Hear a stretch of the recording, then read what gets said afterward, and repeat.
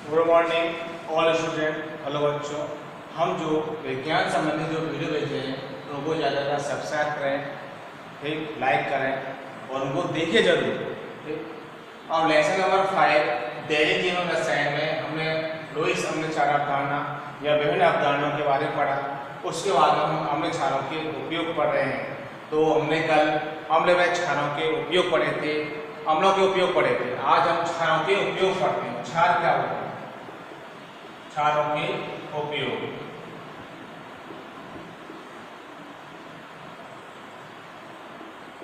क्षारों के उपयोग में आपका पहला आता है NaOH। पहला कौन सा है? NaOH। NaOH जिसे हम सोडियम हाइड्रोक्साइड कहते हैं। NaOH क्या होता है? सोडियम हाइड्रोक्साइड होता है, ठीक। अब इसका उपयोग, NaOH का उपयोग आपका साबुन अपमार्जक, वस्त्र उद्योग और कागज निर्माण में किसका उपयोग किया जाता है? NaOH का उपयोग किया जाता है। तो NaOH का उपयोग किसमें किया जाता है? साबुन, अपमार्जक, वस्त्र उद्योग और कागज निर्माण में किया जाता है। दूसरा है आपका CaOH का होल्टाइस। CaOH को होल्टाइस को अपन बोलते हैं कैल्शियम हाइड्रोक्साइड। CaOH के होल्टाइस को क्या बोलते हैं? Calcium hydroxide. कैल्शियम जो हाइड्रोक्साइड होता है उसका उपयोग मिट्टी की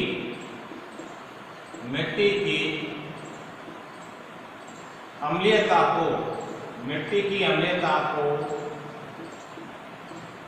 कम करने में, मतलब कैल्शियम हाइड्रोक्साइड का उपयोग मिट्टी की अम्लता को कम करने में तथा मिट्टी की अम्लता को कम करने में हो गया, और सफेदी और चूना, तख्ता जो होता है, चूना जिसको अपन सामान्य तख्ता बोलते हैं, उसके निर्माण में इसका उपयोग किया जाता है। मतलब कैल्शियम हाइड्रोक्साइड का उपयोग मिट्टी की अम्लता को कम करने में, मिट्टी में जो अम्लीय पदार्थ होते हैं, ये मिट्टी की जो pH होती है वो 7 से कम होती है, उसको कम करने में सफेदी, चूना जो अपन दिवालियों के टाइम पर जो अपन वार्निश पेंट करते हैं, खड़ी जो होती है, ठीक, जो खड़ी के जो भट्टे होते हैं, सफेदी, चूना, तख्ता आदि के निर्माण में कैल्शियम हाइड्रोक्साइड का उपयोग किया जाता है। तीसरा है आपका CaCO3। CaCO3 को अपन क्या बोलते हैं? चूना पत्थर बोलते हैं या समरमर बोलते हैं, जिसका रासायनिक नाम क्या है? Calcium carbonate. CaCO3 calcium carbonate को अपन चूना पत्थर, समरमर और कैल्शियम कार्बोनेट इसको अपन कहा जाता है। CaCO3 का उपयोग फर्श के निर्माण में CaCO3 का उपयोग किया जाता है। तो CaCO3 का उपयोग किस करते हैं? फर्श के निर्माण में CaCO3 का उपयोग किया जाता है। अब आपका चौथा आ रहा है उपयोग MgOH का होल्टाइस। MgOH का होल्टाइस को अपन मैग्नीशियम हाइड्रोक्साइड कहते हैं। MgOH के होल्टाइस को क्या बोलते हैं? मैग्नीशियम हाइड्रोक्साइड कहते हैं, जिसको मिल्क ऑफ मैग्नीशिया कहा जाता है। मिल्क ऑफ मैग्नीशिया, जिसको मैग्नीशियम हाइड्रोक्साइड, इनो आदि नामों से जाना जाता है। अब इसका कार्य क्या होता है? मिल्क ऑफ मैग्नीशिया का कार्य यही होता है, जो भी पेट में अम्ल बढ़ रहा है उस अम्ल के प्रभाव को कम करने के लिए, जो भी शरीर में अपन के बॉडी और समस्या में अम्ल बन रहा है, उससे अपन को क्या एसिडिटी हो रही है, एसिडिटी, अपच हो रही है, कब्ज हो रही है, खट्टी डकारें आ रही है, पेट दर्द का अनुभव होता है, उसके उपचार के लिए मिल्क ऑफ मैग्नीशिया एक क्या है? दुर्बल क्षार है, जिसका अपन उपयोग करते हैं। तो MgOH का उपयोग पेट की अम्लता को दूर करने में किया जाता है। पेट की अम्लता को दूर करने में इसका उपयोग किया जाता है। इसका मिल्क ऑफ मैग्नीशिया का उपयोग किया जाता है। अगला है आपका चौथा उपयोग क्या है? चौथा उपयोग फिटकरी। फिटकरी का सूत्र क्या होता है? K2SO4 Al2SO4 का होल ट्राइस और 24H2। तो फिटकरी का उपयोग जल के शुद्धिकरण, फिटकरी का उपयोग किसमें करेंगे? जल के शुद्धिकरण में इसका उपयोग किया जाता है। फिटकरी को जल में डालते हैं, जो भी गंदा पानी होता है वो नीचे तली में बैठ जाता है, तो जल के शुद्धिकरण में फिटकरी का उपयोग किया जाता है। जल के शुद्धिकरण में फिटकरी का उपयोग किया जाता है। अब आ रहा है आपका अमोनियम नाइट्रेट। पांचवा उपयोग है अमोनियम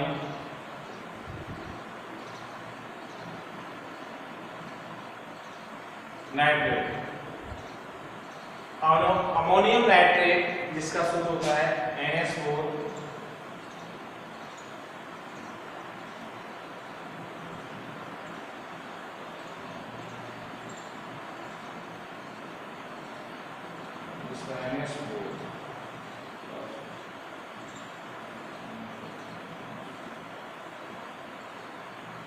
NH4NO3 NH4NO3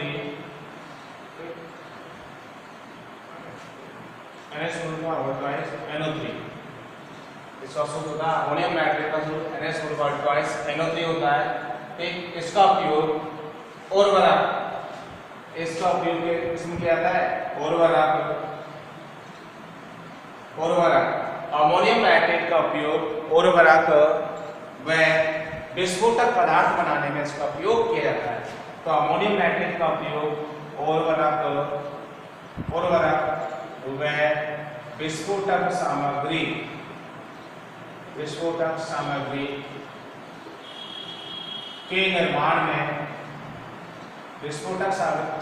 के निर्माण में इसका उपयोग किया जाता है। तो अमोनियम नाइट्रेट का उपयोग उर्वरक व विस्फोटक सामग्री के निर्माण में इसका उपयोग किया जाता है। तो इस प्रकार क्या ये अमोनियम नाइट्रेट का क्या उपयोग हुआ? एक लास्ट बचा आपका छठा AgNO3 होता है सिल्वर नाइट्रेट। सिल्वर नाइट्रेट का उपयोग अपन श्वेत श्याम ब्लैक एंड व्हाइट, श्वेत श्याम क्या होते हैं? ब्लैक एंड व्हाइट फोटोग्राफी के निर्माण में इसका उपयोग किया जाता है। श्वेत श्याम या फोटोग्राफी के निर्माण में किसका उपयोग किया जाता है? सिल्वर नाइट्रेट का उपयोग किया जाता है। AgNO3 को सिल्वर नाइट्रेट बोलते हैं, जिसका उपयोग श्वेत श्याम फोटोग्राफी के निर्माण में किया जाता है। तो इस प्रकार से क्षारों के क्या हुए? उपयोग हुए। पहला उपयोग है NaOH का उपयोग साबुन, अपमार्जक, वस्त्र उद्योग और कागज निर्माण में किया जाता है। CaOH का ऑक्साइड को बोलते हैं कैल्शियम हाइड्रोक्साइड, जो मिट्टी की अम्लता को कम करने सफेदी व चूना पत्ता के निर्माण में इसका उपयोग किया जाता है। CaCO3 जिसको कैल्शियम कार्बोनेट बोलते हैं, जिसका निर्माण फर्श के निर्माण में इसका उपयोग किया जाता है। चूना पत्थर जो संगमरमर होता है, संगमरमर, जिसको कि अपन फर्श निर्माण में इसका उपयोग करते हैं। MgOH का मैग्नीशियम हाइड्रोक्साइड, यह क्या है? ध्रुवण क्षार है, जो पेट की अम्लता को दूर करने में इसका उपयोग किया जाता है। पेट की अम्लता को दूर करने में किसका उपयोग किया जाएगा? मैग्नीशियम हाइड्रोक्साइड का। फिटकरी K2SO4 Al2SO4 का होल ट्राइस 24H2O। फिटकरी का उपयोग जल के शुद्धिकरण में किया जाता है। अमोनियम नाइट्रेट जिसका उपयोग उर्वरक व विस्फोटक सामग्री बनाने में इसका उपयोग किया जाता है। AgNO3 को बोलते हैं सिल्वर नाइट्रेट का उपयोग श्वेत श्याम फोटोग्राफी में अपन इसका उपयोग करते हैं। तो इस प्रकार ये क्षारों के क्या उपयोग हुए? तो इन 6 उपयोगों को आपको याद रखना है। एग्जाम में 1 नंबर का आपको उपयोग आता है, कोई सा भी उपयोग आपसे वो पूछ सकता है। अब आता है आपका मुख्य, आपके अम्ल क्षारों के क्या हो गए? उपयोग हो गए। उपयोग के बाद में हम पढ़ते हैं अम्ल व क्षारों के रासायनिक गुणधर्म। अम्ल व क्षारों के रासायनिक गुणधर्म क्या होते हैं उसके बारे में हम पढ़ते हैं। तो अपना अगला टॉपिक है अम्ल व क्षारों के रासायनिक गुणधर्म। टॉपिक आपका अम्ल क्षारों के, अम्ल व क्षारों के रासायनिक गुणधर्म, अम्ल व क्षारों के रासायनिक गुणधर्म क्या होते हैं?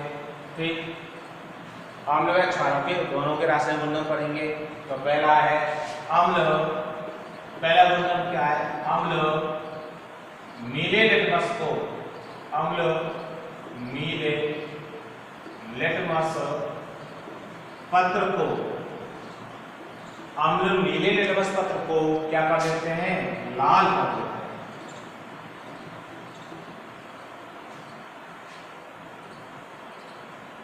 नीले को क्या कर देते हैं? लाल। तो अम्ल नीले लिटमस पत्र को क्या लाल कर देते हैं, जबकि जो क्षार होते हैं वह लाल लिटमस पत्र को, लाल लिटमस पत्र को क्या कर देते हैं? नीला कर देते हैं। ठीक, तो अम्ल क्या होते हैं? नीले लिटमस पत्र को क्या कर देते हैं? लाल, और लाल लिटमस पत्र को क्या कर देते हैं? नीला कर देते हैं।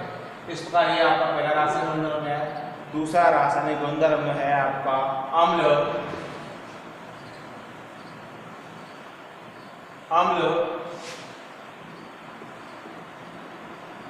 प्लस धातु, अम्ल प्लस धातु जब क्रिया करते हैं, जब कोई अम्ल धातु से क्रिया करेगा तो क्या बनेगा? लवण प्लस H2 गैस बाहर निकालता है। तो आपको फैक्ट ये बात ध्यान रखनी है, जब कोई अम्ल धातु से क्रिया करता है तो लवण प्लस क्या करेगा? हाइड्रोजन गैस बाहर निकाल देगा।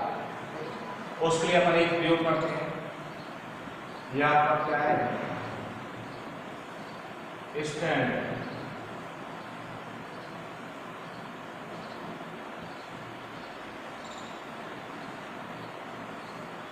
यह आपका क्या है?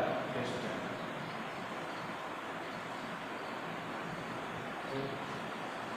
इस स्टैंड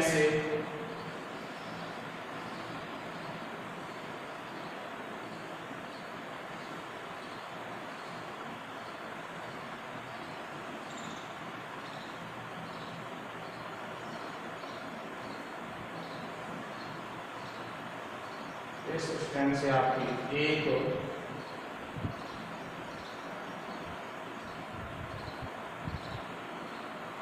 फरक नली,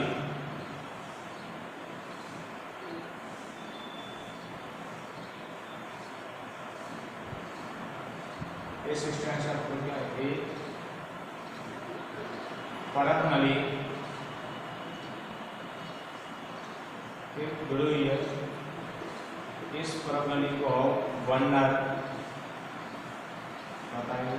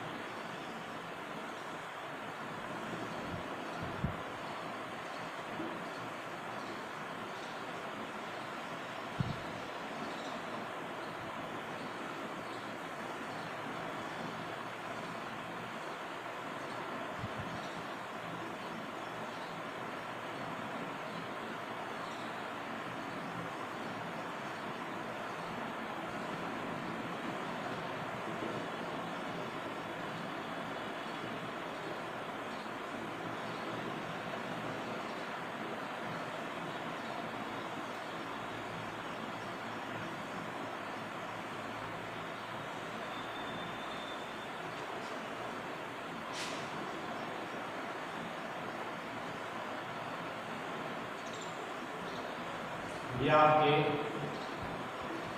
जिंक जैडन धातु के क्या हैं? टुकड़े हैं, जैडन धातु के टुकड़े। इसमें क्या भरा हुआ है आपका सांद्र H2SO4 भरा हुआ है। फिर ये आपका क्या हो गया, इसको क्या बोलते हैं परत नली, ये आपकी क्या हुई निकास नली।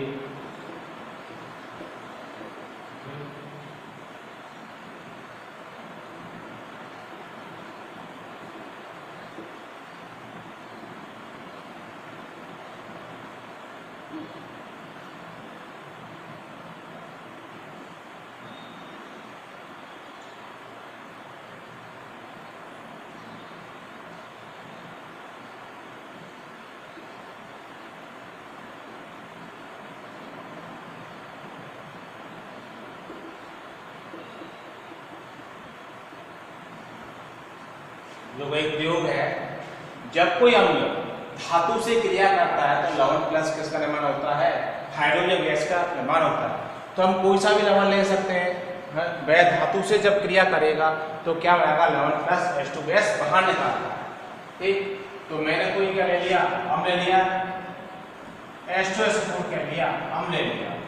अब मैंने जड़न धातु के साथ क्या करवाई, क्रिया करवाई। कोई सी धातु ले सकते हैं, कोई सा भी अपन अम्ल ले सकते हैं।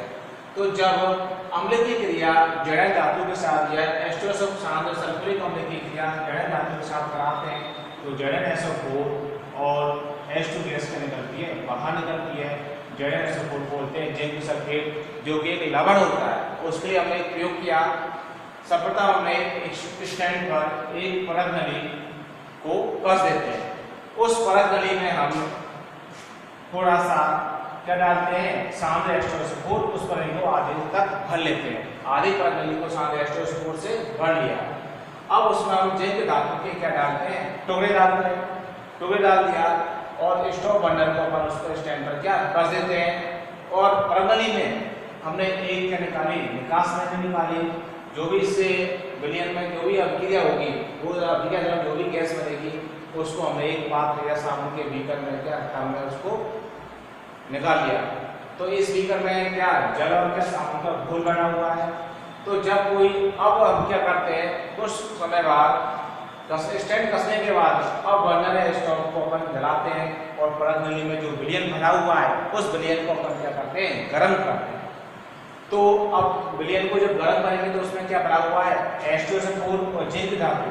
H2SO4 और जिंक धातु, तो कोई अम्ल किससे क्रिया कर रहा है, धातु से क्रिया कर रहा है। तो कोई अम्ल किससे क्रिया करता है, धातु से क्रिया करता है। और जिंक सल्फेट और हाइड्रोजन गैस बाहर निकलती है। तो जिंक जो सल्फेट होता है वह लवण होता है और लवण होता है, और जो हाइड्रोजन गैस होती है वह बाहर निकास नली के माध्यम से क्या बाहर निकल जाती है। तो जब हमने बर्नर की सहायता से इसको क्या गर्म किया तो जिंक के धातु H2SO4 के साथ क्या करते हैं, क्रिया करते हैं। और क्रिया के दौरान जो हाइड्रोजन गैस बाहर निकलती है वह उसको साबुन के घोल के विलयन में क्या उसको इकट्ठा कर लिया था। ये जो बुलबुले हैं, ये जो बुलबुले हैं वह कौन से हैं, हाइड्रोजन गैस के क्या बुलबुले हैं, जो कि साबुन के साथ घोल के साथ उनको क्या ऊपर की ओर उड़ते हुए दिखाई देते हैं। अब हाइड्रोजन गैस का पता लगाने के लिए अम्ल प्लस धातु के दौरान लवण प्लस जब हाइड्रोजन गैस बनी तो इस हाइड्रोजन गैस का पता लगाने के लिए अपन की हाइड्रोजन गैस है कि नहीं, उसका पता लगाने के लिए हम उसके पास जब जलती हुई मोमबत्ती ले जाते हैं। हाइड्रोजन गैस का H2 गैस का पता लगाने के लिए हम उसके पास जलती हुई क्या ले जाएंगे, मोमबत्ती ले जाते हैं। मतलब जलती हुई हाइड्रोजन गैस का पता लगाने के जलती हुई जब हम उसके पास मोमबत्ती ले जाते हैं तो ये हाइड्रोजन गैस के जो बुलबुले हैं, ये है हाइड्रोजन गैस के बुलबुले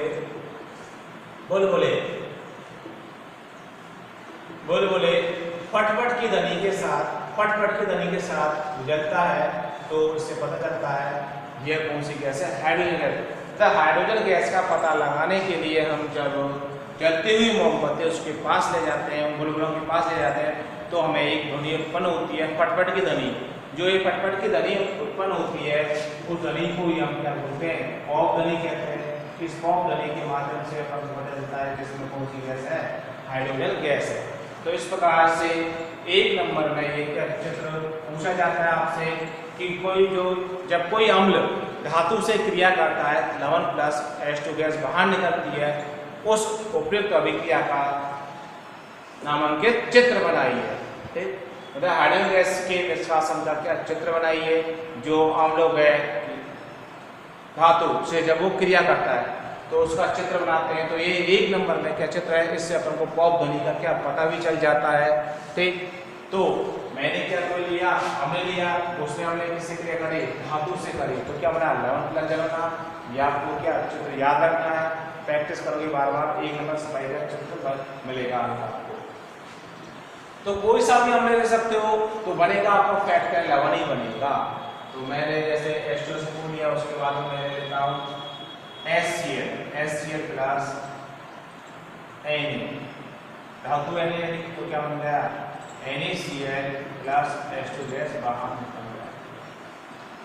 Na प्लस क्या, HCl gas, NaCl plus H2 gas बाहर निकल जाती है। ठीक, तो मैंने हाइड्रोक्लोरिक अम्ल लिया, उसी क्रिया सोडियम धातु के साथ करवाई, तो NaCl प्लस हाइड्रोजन गैस बाहर निकल जाती है। इसी प्रकार मैंने हमने लिया HNO3 लिया, क्या लिया, HNO3 लिया, उसकी क्रिया मैंने किसके साथ करवाई, Ca धातु के साथ करवाई, तो क्या बन गया, Ca धातु के साथ। हाइड्रोजन गैस तो बाहर निकले, तो CaNO3 ये लवण है। मैंने कोई सा भी धातु लो और कोई सा भी अम्ल लो, धातु के साथ जो क्रिया करेगा तो ये बनेगा। जैसे कि मैंने कोई अम्ल ले लिया आपका HNO3 हो गया, ये हो गया, और कोई अम्ल लेता हूँ आपको H2SO4 लिया मैंने, इसके साथ देखा है Mg के साथ क्रिया करवाई, तो क्या बन गया, MgSO4 प्लस H2 गैस बाहर निकल जाता है। ठीक, तो अम्ल धातु के साथ जब क्रिया करता है तो क्या बनता है, लवण प्लस हाइड्रोजन गैस का निकलती है, बाहर निकलती है। कोई सा भी अम्ल लो और कोई सा भी क्या लो, धातु लो, तो क्या बनेगा आपका, ये लवण प्लस का हाइड्रोजन गैस बाहर निकल जाता है। तो अम्ल किससे क्रिया करी, धातु से करी, तो लवण प्लस क्या बना, जल बना। विशेष नोट एक और है आपका, क्षार जब धातु से क्रिया करता है, क्षार जब धातु से क्रिया करता है, लवण प्लस हाइड्रोजन गैस बाहर निकलती है। ऐसा सभी क्षारों में होता है, कुछ क्षारों में एक विशेष प्रकार का उत्पाद बनता है। क्षार जब धातु से क्रिया करेगा, लवण प्लस क्या बनेगा, H2 गैस बाहर निकलेगी। तो मैंने कोई क्षार लिया 2NaOH, NaOH क्या है, क्षार है, उसकी क्रिया मैंने किसके साथ करवाई, Zn के साथ करवाई। उसकी क्रिया मैंने Zn धातु के साथ करवाई, तो क्या बन गया, Na2ZnO2, जिसको बोलते हैं सोडियम जिंकेट। ये विशेष रूप से आया है, कम से कम 3 बार एग्जाम में पूछ रहा है, इसको सोडियम जिंकेट बोलते हैं और हाइड्रोजन गैस बाहर निकल जाती है। ठीक, तो जब कोई क्षार धातु से क्रिया करता है तो लवण तो बनता है, लवण तो एक विशेष उत्पाद बनता है, इसका नाम है सोडियम जिंकेट। सोडियम जिंकेट का क्या रासायनिक सूत्र होता है, Na2ZnO2 प्लस हाइड्रोजन गैस बाहर निकल जाती है। तो जब क्षार NaOH ने जिंक धातु से क्रिया करी तो Na2ZnO2 प्लस हाइड्रोजन गैस बाहर निकल जाती है, इसका नाम है सोडियम जिंकेट। देखो 2 सोडियम है, 2 सोडियम, फिर हाइड्रोजन कितने आ रहे हैं, 2 हाइड्रोजन, 2 ऑक्सीजन कितनी है, 2 ऑक्सीजन। तो पूर्ण रूप से क्या समतुल्य राशि ज्यादा से ज्यादा होगी, अपन को जो रिएक्शन समतुल्य करके लिखनी है। तो क्या हुआ, फिक्स रूप से वो विशेष उत्पाद बना, क्षार जब क्षार के धातु से क्रिया कर रहा है तो विशेष उत्पाद क्या बना, लवण बना, जिसका नाम है सोडियम जिंकेट। मतलब NaOH क्षार लिया, अब तो धातु कौन सी लिया पर Zn, तो Na2ZnO2 प्लस H2 गैस जब बाहर निकलती है और सोडियम जिंकेट उत्पाद बनता है। ये जो उत्पाद है सोडियम जिंकेट, आपको 3 बार एग्जाम में ये आपसे पूछा गया है, तो ये विशेष रूप से आपको याद रखना है। ZnO2 को बोलते हैं जिंकेट आयन। अब ZnO2 कैसे बना कि Na की संयोजकता क्या होती है प्लस और ZnO2 की संयोजकता होती है -2, तो ये क्रिया करेगा तो क्या बन गया Na2OH, इधर आएगी Na2ZnO2। तो क्षार किसे क्रिया कर रहा है? जड़ें धातु से उत्पादन होता है Na2 ZnO2, इसको सोडियम सिंकेट कहते हैं। ये विशेष रूप से 2-3 बार आपको याद रखोगे, लिख के याद करोगे तब जाके याद होगा।